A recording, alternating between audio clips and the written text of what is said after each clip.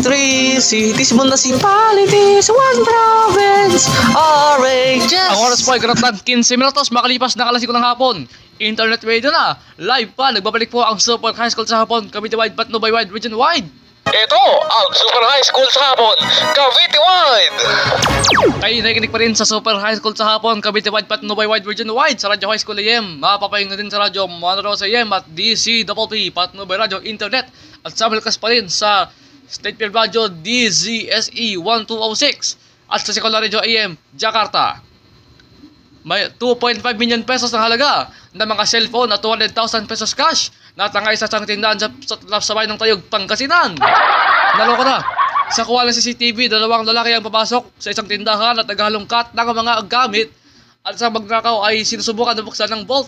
Ayon sa manager ng tindahan, binuhat na lang ang vault at mahirap itong mabuksan.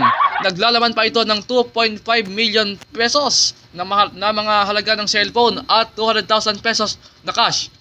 Sa investigasyon, vault cutter ang ipinambukas ng mga suspect upang makapasok. Nagbigay na ng pabuya ang mga otoridad. Ito